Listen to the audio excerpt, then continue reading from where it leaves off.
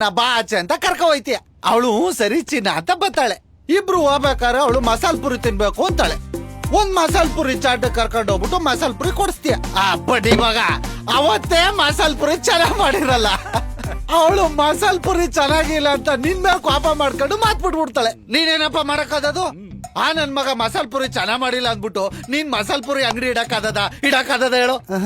ಆಗಲ್ಲ. ಇದು ಹಾಳಾಗ್ ಹೋಗ್ಲಿ. ನೆಂಟ್ರು ಯಾರಾದ್ರೂ ಬಂದು ಅವ್ರ ಮದ್ವೆಗೆ ಅಂತ ಕರಿಬೇಕು. ಸತ್ತೆ ನೀನ್ ಅವತ್ಗೆ. ಇನ್ನೂ ಮದ್ವೆ 1 ತಿಂಗಳು ಇದೆ ಅನ್ನಂಗೆ ಶುರು ಮಾಡ್ತಾಳೆ. ಆ ಸೀರೆ ಹಾಕೊಳ್ಳ, ಈ ಸೀರೆ ಹಾಕೊಳ್ಳ, ಮ್ಯಾಚಿಂಗ್ ಬ್ಲೌಸ್ ಹಾಕೊಳ್ಳ, ಕಿವಿಗೆ ಹಾಕೊಳ್ಳಿ, ಯಾವ ಪಾರ್ಲರ್ಗೆ ಹೋಗ್ಲಿ, ಹಂಗೆ ಹಂಗೆ ಅಂತ ಡೈಲಿ ಶುರು ಮಾಡ್ತಾ ಇರ್ತಾಳೆ. ಅಷ್ಟ್ರಲ್ಲಿ ಮದ್ವೆ ದಿನ ಬಂದ್ಬಿಡ್ತದೆ. ನಿಂತಕ್ಕೆ ಬರ್ತಾಳೆ. ರೀ ಮದ್ವೆಗ್ ಬೇಗ ಹೋಗ್ಬೇಕು ನಾವು, ನಾನ್ ಬ್ಯೂಟಿ ಪಾರ್ಲರ್ಗೆ ಹೋಗ್ಬೇಕು, ಆ ಬ್ಲೌಸ್ ಇಸ್ಕೊಂಡ್ ಬನ್ನಿ ಅಂತ ಕಳಿಸ್ತಾಳೆ. ನೀನು ಅದನ್ ಬೇರೆ ಮಾಡ್ಬೇಕು. ಅಲ್ಲೋಗ್ಬಿಟ್ಟು ಟೈಲರ್ಗೆ